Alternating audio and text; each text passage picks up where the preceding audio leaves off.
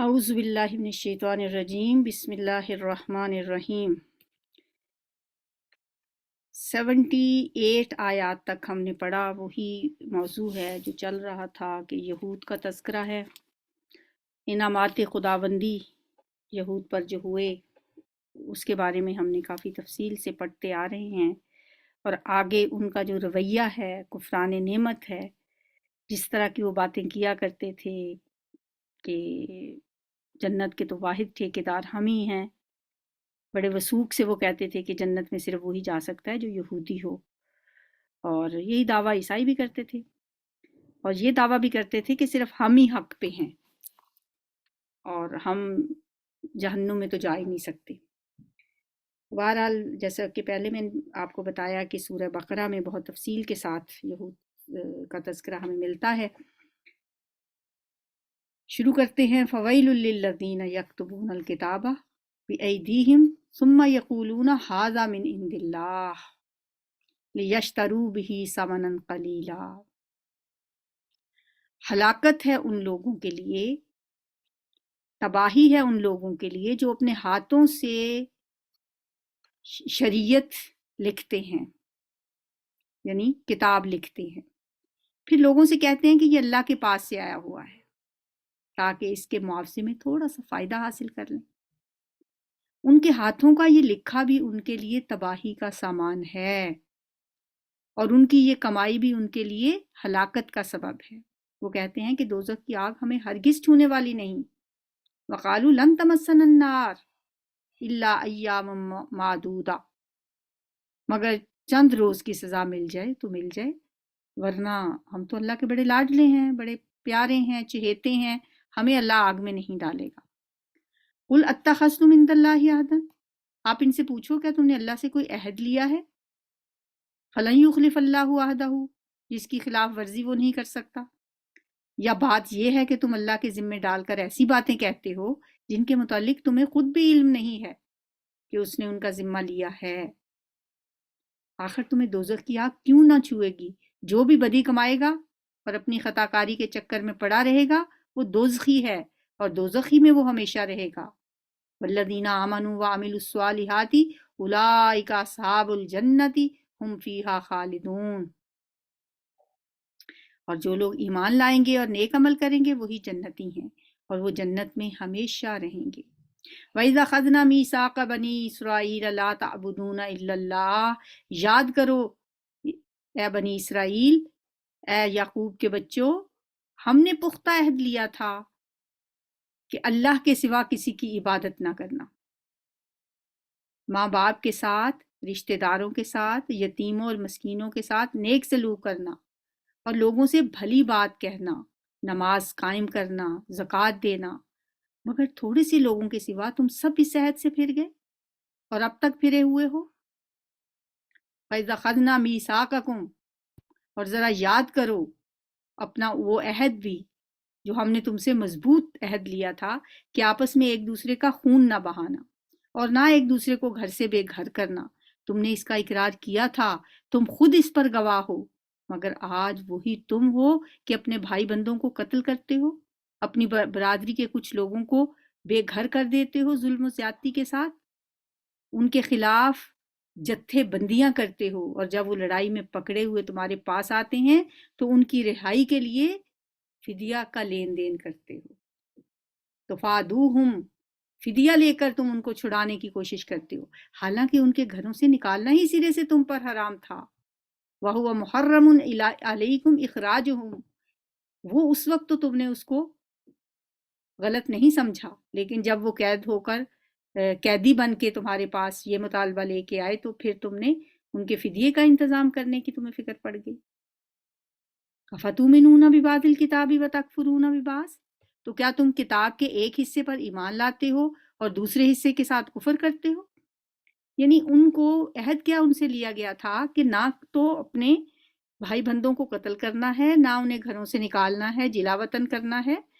ظاہر ہے یہ دونوں عہد وہ کر چکے تھے اللہ تعالیٰ سے، لیکن پھر اس بات پہ تو وہ ان کو پرواہ نہیں تھی کہ قتل نہیں کرنا اور ان کو جلا وطن نہیں کرنا، یہ دونوں کام تو کرتے رہے، لیکن جب وہ قیدی ہو کے آئے تو اب ان کو فدیہ دے کے چھڑاتے اس لیے ہیں کہ یہ اللہ کا حکم ہے۔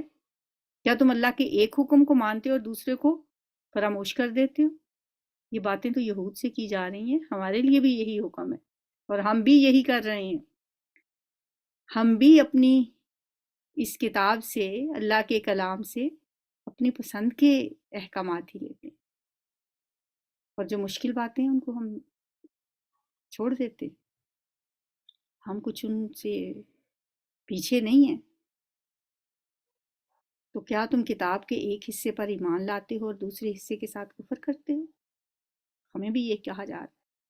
پھر تم میں سے جو لوگ ایسا کریں ان کی سزا اس کے سوا اور کیا ہے کہ دنیا کی زندگی میں ذلیل و خوار ہو کر رہیں اور آخرت پہ شدید ترین عذاب کی طرف پھیر دیے جائیں۔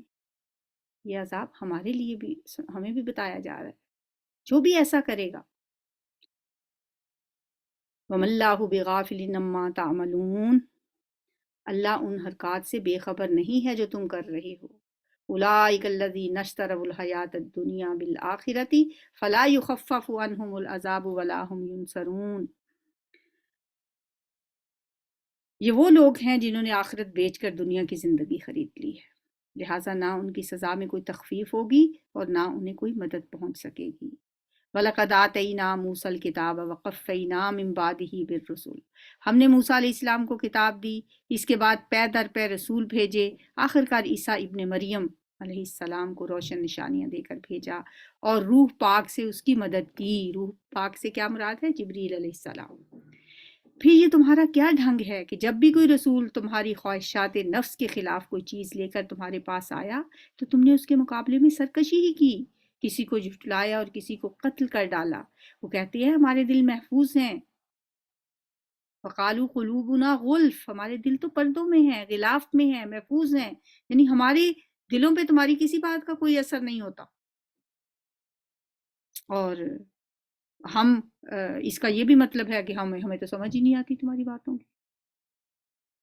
اصل بات یہ ہے کہ ان کی کفر کی وجہ سے ان پہ اللہ کی پھٹکار پڑی ہے، لعنت پڑی ہے۔ بل لعنہم اللہ بکفرہم، اس لیے ان کو ملعون قوم بھی کہا جاتا ہے، مغضوب بھی کہا جاتا ہے، ملعون بھی۔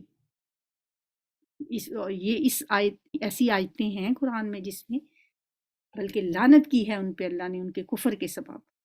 تو جس پہ اللہ کی لعنت ہو وہ ملعون ہی ہوتا ہے۔ اس سے پیچھے ہم نے پڑھا تھا کہ ان پہ اللہ کا غضب ہوا، سورہ فاتحہ میں ہم نے پڑھا غیر المغضوب علیہم، انہیں مغضوب قوم اور ملعون قوم کتاب الہی کے مطابق ہی کہا جاتا ہے۔ فَقَلِيلًا مَا يُؤْمِنُونَ، اس لیے کہ وہ کم ہی ایمان لاتے ہیں۔ وَلَمَّا جَاءَهُمْ كِتَابٌ مِّنْ عِندِ اللَّهِ مُصَدِّقٌ لِّمَا مَعَهُمْ،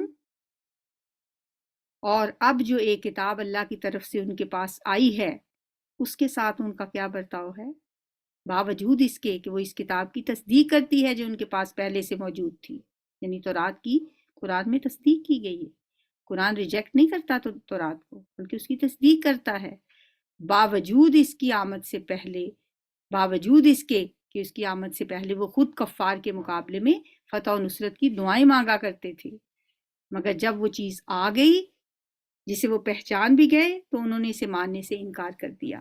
اللہ کی لعنت ان منکرین پر، کیسا برا ذریعہ ہے جس سے یہ اپنے نفس کی تسلی حاصل کرتے ہیں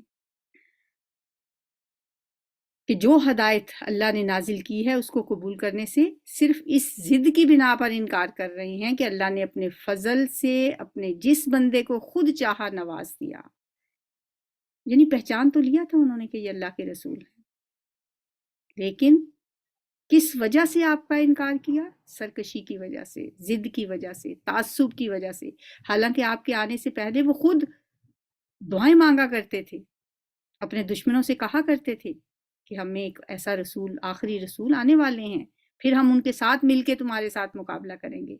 لیکن جب اللہ کے وہ رسول آ گئے انہوں نے کیوں ان کا انکار کیا؟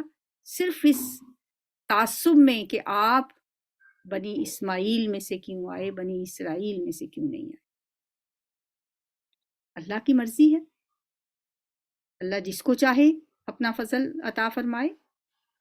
ان ينزل اللہ من فضلہ علی من یشاء من عبادہ، اپنے بندوں میں سے جس کو چاہے اللہ تعالیٰ عطا کر دے نبوت اور رسالت، لہٰذا اب یہ غضب بالائے غضب کے مستحق ہو گئے۔ فَبَاءُوا بِغَضَبٍ عَلَىٰ غَضَبٍ وَلِلْكَافِرِينَ عَذَابٌ مُّهِينٌ، اور ایسے کافروں کے لیے سخت ذلت آمیز سزا مقرر ہے۔ وَإِذَا قِيلَ لَهُمْ آمِنُوا بِمَا أَنزَلَ اللَّهُ قَالُوا نُؤْمِنُ بِمَا أُنزِلَ عَلَيْنَا وَيَكْفُرُونَ بِمَا وَرَاءَهُ، جب ان سے کہا جاتا ہے کہ جو کچھ اللہ نے نازل کیا ہے اس پر ایمان لاؤ، تو وہ کہتے ہیں ہم تو صرف اس چیز پر ایمان لاتے ہیں جو ہمارے ہاں یعنی بنی اسرائیل میں اتری ہے، یعنی ہم تو صرف تورات کو مانتے ہیں۔ اس دائرے کے باہر جو کچھ آیا ہے اسے ماننے سے وہ انکار کرتے ہیں، حالانکہ وہ حق ہے اور اس تعلیم کی تصدیق کر رہا ہے جو ان کے ہاں پہلے سے موجود تھی۔ قرآن تصدیق کرتا ہے تورات کی۔ اچھا، ان سے کہو اگر تم اس تعلیم ہی پر ایمان رکھنے والے ہو جو تمہارے ہاں آئی تھی، تو اس سے پہلے اللہ کے ان پیغمبروں کو جو خود بنی اسرائیل میں پیدا ہوئے تھے کیوں قتل کرتے رہے؟ فَلِمَ تَقْتُلُونَ أَنبِيَاءَ اللَّهِ مِن قَبْلُ إِن كُنتُم مُؤْمِنِينَ، اگر تم مومن ہو تو پھر اس سے پہلے جو تورات نے جو احکامات دیے ہیں ان احکامات پہ عمل کیوں نہیں کیا؟ تورات نے کیا تمہیں یہ کہا تھا کہ نبیوں کو قتل کرو؟ تمہارے پاس موسیٰ کیسی کیسی روشن نشانیوں کے ساتھ آئے، پھر بھی تم ایسے ظالم تھے کہ اس کے پیٹھ موڑتے ہی بچڑے کو معبود بنا بیٹھے۔ پھر ذرا اس میثاق کو یاد کرو جو طور کو تمہارے اوپر اٹھا کر ہم نے تم سے لیا تھا۔ کوہ طور ان کے سروں کے اوپر معلق کر دیا گیا تھا اور ان سے کہا گیا تھا کیا؟ خُذُوا مَا آتَيْنَاكُمْ بِقُوَّةٍ، پکڑو جو ہم نے تمہیں دیا ہے قوت کے ساتھ۔ کوہ طور کو تمہارے اوپر اٹھا کر ہم نے تم سے کیا عہد لیا تھا، کیا تاکید کی تھی کہ جو ہدایات ہم دے رہے ہیں ان کی سختی کے ساتھ پابندی کرو اور کان لگا کر سنو۔ تمہارے اسلاف نے کہا کہ ہم نے سن لیا مگر مانیں گے نہیں۔ سمینا و عصینا، کہنا کیا چاہیے تھا؟ سمینا و اطانا، ہم نے سن لیا اور ہم نے مان لیا، لیکن تمہارے بزرگوں نے کیا کہا؟ سمینا، ہم نے سن تو لیا ہے، و عصینا، ہم عصیان کریں گے، نافرمانی کریں گے، مانیں گے نہیں۔ اور ان کی باطل پرستی کا یہ حال تھا کہ دلوں میں ان کے بچھڑا ہی بسا ہوا تھا، یعنی ان کے دلوں میں بچھڑے کی محبت ہی گھر کر گئی تھی۔ وَأُشْرِبُوا فِي قُلُوبِهُمُ الْعِجْلَ بِكُفْرِهِمْ، اگر تم مومن ہو تو یہ عجیب ایمان ہے تمہارا جو ایسی بری حرکات کا تمہیں حکم دیتا ہے۔ قُلْ بِئْسَ مَا يَأْمُرُكُمْ بِهِ ایمانکم، بہت ہی برا حکم دیتا ہے تمہارا ایمان تمہیں۔ ان کنتم مؤمنین، اگر تمہیں مومن ہونے کا دعویٰ ہے پھر تو تمہارا ایمان تمہیں بڑے برے رستے کی طرف رہنمائی تمہاری کر رہا ہے۔ قُلْ کہہ دیجئے ان کانت لکم الدار الآخرۃ، کہ اگر واقعی اللہ کے نزدیک آخرت کا گھر تمام انسانوں کو چھوڑ کر صرف تمہارے ہی لیے مخصوص ہے، جیسے کہ وہ کہا کرتے تھے نا، لن تمسنا النار، ہمیں تو آگ نہیں چھوئے گی سوائے چند دنوں کے، ہم تو اللہ کے بڑے چہیتے ہیں، ہم اللہ کے بڑے لاڈلے ہیں، ہم بڑے پیارے ہیں، نجات تو صرف یہودیت ہی میں ہے۔ تو اگر ایسا ہی ہے کہ آخرت کا گھر اللہ نے تمہارے لیے ہی مخصوص کر دیا ہے، تب تو تمہیں چاہیے کہ موت کی تمنا کرو۔ فَتَمَنَّوُا الْمَوْتَ إِن كُنتُمْ صَادِقِينَ، اگر تم اپنے اس دعوے میں سچے ہو تو پھر تم موت کی تمنا کیوں نہیں کرتے؟ یقین جانو کہ یہ کبھی اس کی تمنا نہیں کریں گے، اس لیے کہ اپنے ہاتھوں جو کچھ کما کر انہوں نے آگے بھیجا ہے اس کا تقاضا ہے کہ یہ وہاں جانے کی تمنا نہ کریں۔ اللہ ان ظالموں کے حال سے خوب واقف ہے، تم انہیں سب سے بڑھ کر جینے کا حریص پاؤ گے، حتیٰ کہ یہ اس معاملے میں مشرکوں سے بھی بڑھے ہوئے ہیں۔ وَلَتَجِدَنَّهُمْ أَحْرَصَ النَّاسِ عَلَىٰ حَيَاتٍ، زندگی کی حرص تو موت سے تو یہ خوف کھاتے ہیں، زندگی کی تمنا، زندگی کی حرص ان میں مشرکوں سے بھی بڑھ کر ہے۔ ان میں سے ہر ایک شخص یہ چاہتا ہے کہ کسی طرح 1000 برس جیے، حالانکہ لمبی عمر بہرحال اسے عذاب سے تو دور نہیں کر سکتی۔ جیسے کچھ اعمال یہ کر رہے ہیں اللہ تو انہیں دیکھ ہی رہا ہے۔ قُلْ مَنْ كَانَ عَدُوًّا لِجِبْرِيلَ فَإِنَّهُ نَزَّلَهُ عَلَىٰ قَلْبِكَ بِإِذْنِ اللَّهِ، ان سے کہو جو کوئی جبریل سے عداوت رکھتا ہو اسے معلوم ہونا چاہیے کہ جبریل نے اللہ ہی کے اذن سے یہ قرآن تمہارے قلب پر نازل کیا ہے۔ یعنی انہیں یہ تکلیف تھی نا کہ جبریل نبی صلی اللہ علیہ وآلہ وسلم کے پاس وحی لے کے کیوں آ گئے، بنی اسرائیل میں سے کسی شخص کے پاس وحی لے کے کیوں نہیں آئے، اس لیے وہ جبریل کی مخالفت کرتے تھے، اور یہ بھی کہتے تھے کہ جبریل رحمت کا فرشتہ نہیں ہے، وہ تو عذاب کا فرشتہ ہے، وہ تو ہماری قوموں پہ عذاب لے کے آتا رہا ہے۔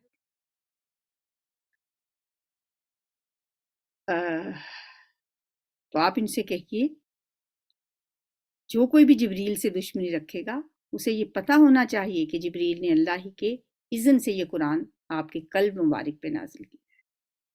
یہ قرآن جو پہلی آئی ہوئی کتابوں کی تصدیق کرتا ہے اور ایمان لانے والوں کے لیے ہدایت اور کامیابی کی بشارت بن کے آیا ہے، مصدقا لما بین یدیہ وہدی وبشریٰ للمؤمنین۔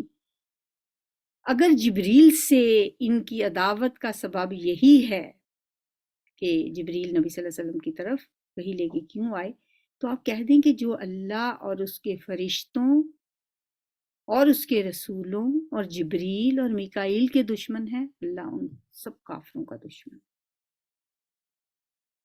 وَإِنَّ اللَّهَ عَدُوٌّ لِّلْكَافِرِينَ وَلَقَدْ أَنزَلْنَا إِلَيْكَ آيَاتٍ بَيِّنَاتٍ وَمَا يَكْفُرُ بِهَا إِلَّا الْفَاسِقُونَ۔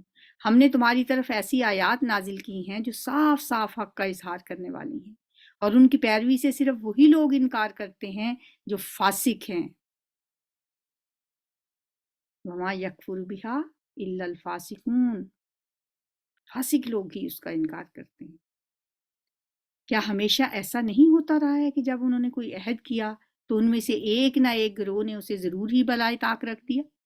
بلکہ ان میں سے اکثر ایسے ہی ہیں جو سچے دل سے ایمان نہیں لاتے، اور جب ان کے پاس اللہ کی طرف سے کوئی رسول اس کتاب کی تصدیق کرتا ہوا آیا جو ان کے ہاں پہلے سے موجود تھی، تو ان اہل کتاب میں سے ایک گروہ نے کتاب اللہ کو اس طرح پسے پوش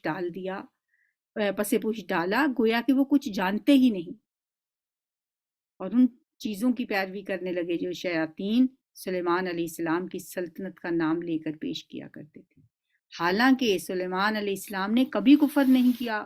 کفر کے مرتکب تو وہ شیاطین تھے جو لوگوں کو جادوگری کی تعلیم دیا کرتے تھے۔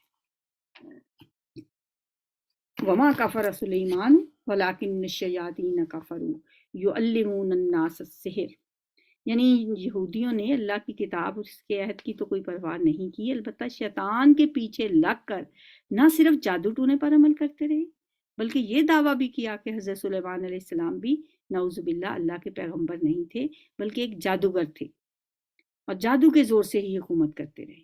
اللہ تعالیٰ نے فرمایا حضرت سلیمان علیہ السلام جادو کا عمل نہیں کرتے تھے کیونکہ جادو کا عمل تو کفر ہے، اس کفر کا ارتکاب حضرت سلیمان علیہ السلام کیسے کر سکتے تھے؟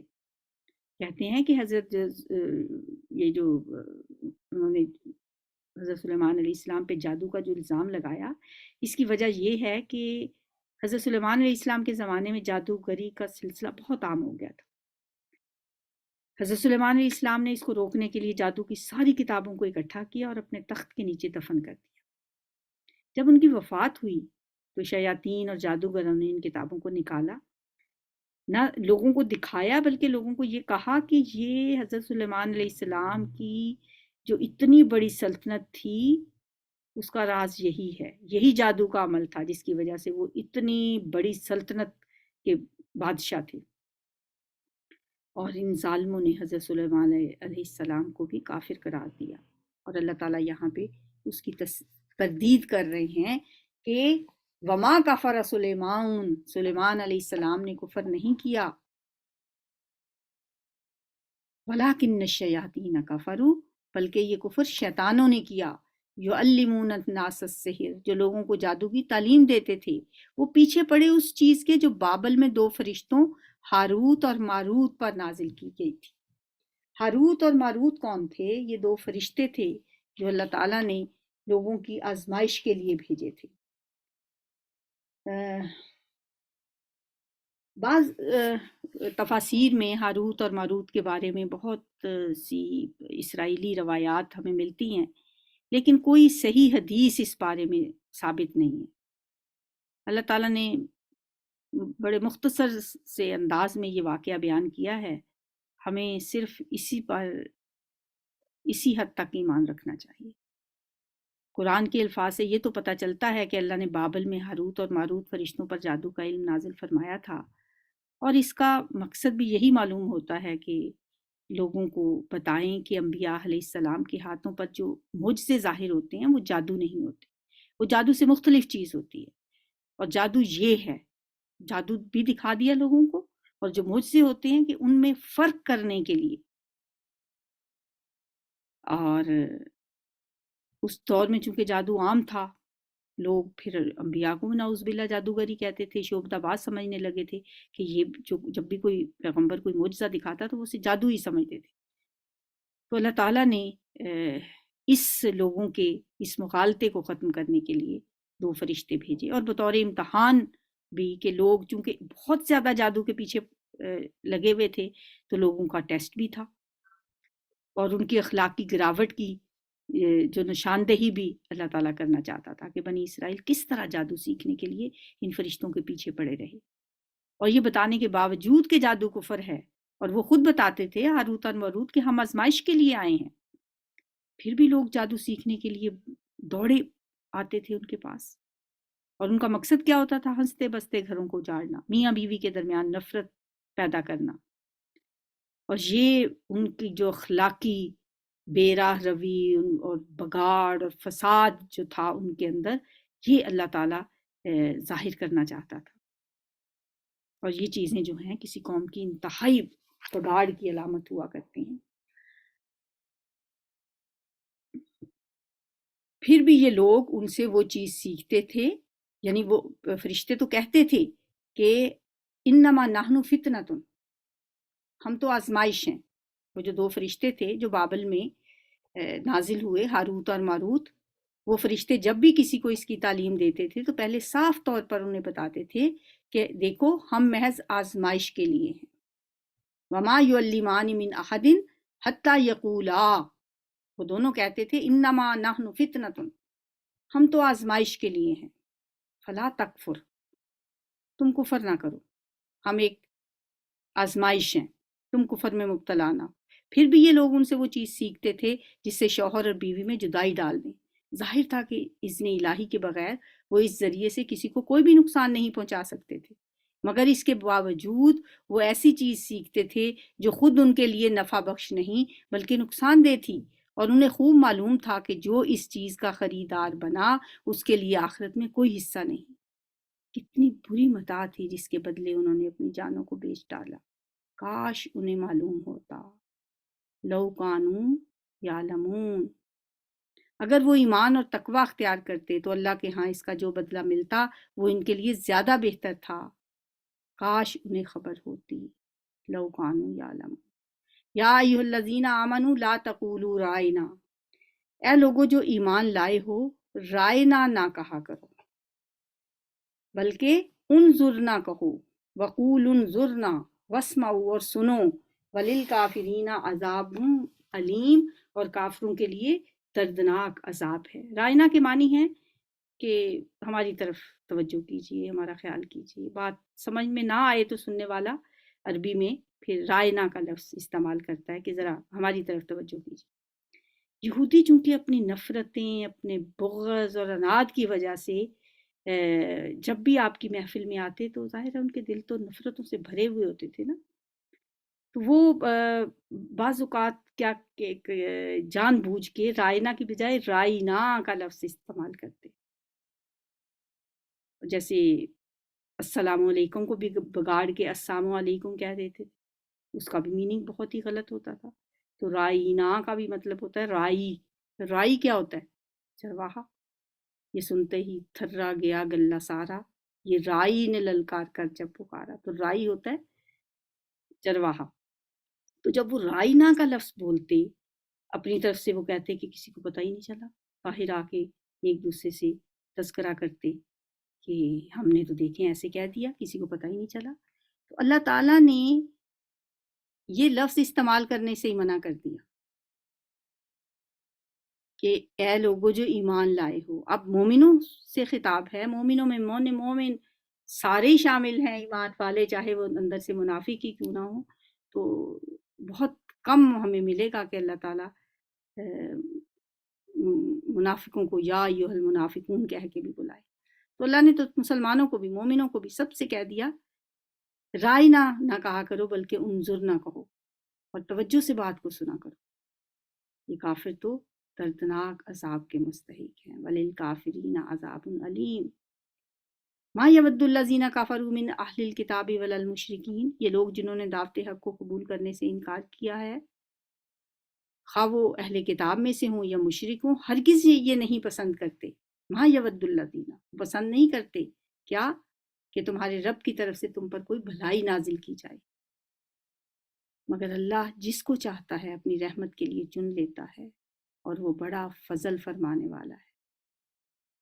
یہ نہ مشرکین چاہتے ہیں نہ اہل کتاب چاہتے ہیں کہ آپ پر کوئی بھلائی نازل ہو، اور آپ کی نبوت، رسالت اور وحی کو بھی وہ کبھی بھی پسند نہیں کرتے۔ ما ننسخ من آیت او ننسها نأتی بخیر منہا او مثلہا، ہم اپنی جس آیت کو منسوخ کر دیتے ہیں یا بھلا دیتے ہیں، اس کی جگہ اس سے بہتر لاتے ہیں یا کم از کم ویسی ہی۔ کیا تم جانتے نہیں ہو کہ اللہ ہر چیز پر قدرت رکھتا ہے؟ کیا تمہیں خبر نہیں ہے کہ زمین و آسمان کی فرمانروائی اللہ ہی کے لیے ہے، اور اس کے سوا کوئی تمہاری خبر گیری کرنے والا اور تمہاری مدد کرنے والا نہیں ہے؟ آیات کو منسوخ کرنا کا مطلب یہ ہوتا ہے کہ ایک حکم کو بدل کر دوسرا حکم نازل کر دینا۔ یہ نسخ ظاہر اللہ کی طرف سے ہوتا ہے۔ اور اب دیکھیں کہ شریعتوں میں بھی پہلے جو کچھ احکامات تھے بعد میں وہ بدل دیے گئے۔ حضرت آدم علیہ السلام کے زمانے میں سگے بہن بھائیوں کا آپس میں نکاح جائز تھا، بعد میں اسے حرام کر دیا گیا، یعنی منسوخ کر دیا گیا۔ قرآن میں بھی اللہ تعالیٰ نے بعض احکام منسوخ کیے ہیں اور ان کی جگہ نیا حکم نازل فرمایا۔ کتنے ہیں وہ اس میں اختلاف ہے کہ وہ کتنے احکام ہیں۔ کچھ کو تو آپ سب کو پتہ ہی ہے، جیسے پہلے وصیت کا حکم تھا کہ کوئی بھی شخص جب فوت ہونے لگے تو وصیت کر جائے اپنی جائیداد کے بارے میں، لیکن بعد میں یہ منسوخ کر دیا گیا جب آیت وراثت نازل ہو گئی۔ اسی طرح شراب کے بارے میں جو حکم ہے، 3 آیات ہیں۔ پہلی آیت ابھی بھی موجود ہے جس میں ہے کہ وَلَا تَقْرَبُوا الصَّلَاةَ وَأَنْتُمْ سُكَارَىٰ، نماز کے قریب نہ جاؤ جب تم نشے کی حالت میں ہو۔ اب یہ حکم منسوخ ہو گیا، آیت ایز اٹ از موجود ہے۔ پھر دوسرا حکم نازل ہوا جس میں پھر شراب اور جوئے کی برائی بیان کر کے اور چھوڑ دیا گیا۔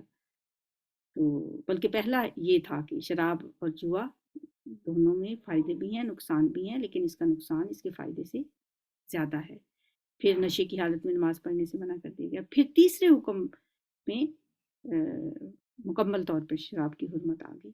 تو وہ جو پہلے 2 احکام ہیں ظاہر ہے وہ منسوخ کر دیے گئے۔ تو یہ جو نسخ ہے یہ اس پہ بھی باتیں بناتے تھے کہ اللہ تعالیٰ پہلے کیوں ایک حکم نازل فرماتے ہیں۔ یہ ناسخ و منسوخ جو آیات ہیں ان کے بارے میں طرح طرح کی باتیں کرتے تھے۔ تو اس پہ اللہ تعالیٰ فرما رہے ہیں کہ جو کچھ بھی اللہ تعالیٰ منسوخ کرتے ہیں، ما ننسخ من آیت، ہم اپنی جس آیت کو منسوخ کرتے ہیں، او ننسہا، یا ہم اسے بھلا دیتے ہیں، اس کی جگہ اس سے بہتر لے آتے ہیں یا کم از کم ویسی ہی آیت لے آتے ہیں۔ کیا تم جانتے نہیں ہو کہ اللہ ہر چیز پہ قدرت رکھتا ہے، اللہ کی مرضی؟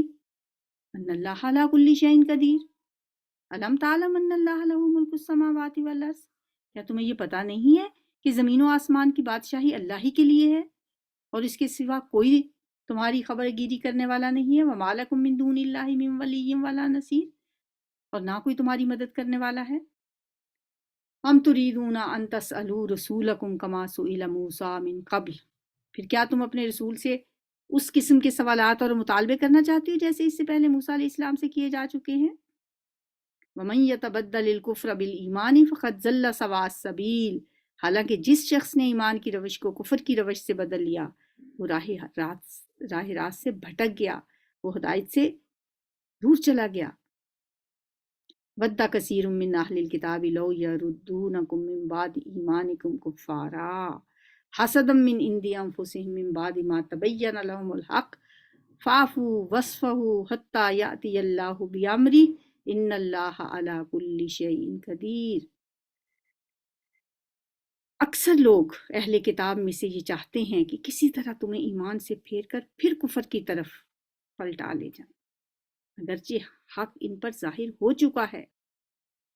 حق تو ان پہ پہلے سے ہی ظاہر تھا، وہ تو اپنی کتابوں میں نبی صلی اللہ علیہ وسلم کے بارے میں سب کچھ پڑھ چکے تھے، جانتے تھے، مگر اپنے نفس کے حسد کی بنا پر تمہارے لیے ان کی یہ خواہش ہے کہ وہ چاہتے ہیں کہ تم دوبارہ کفر کی طرف پلٹ جاؤ۔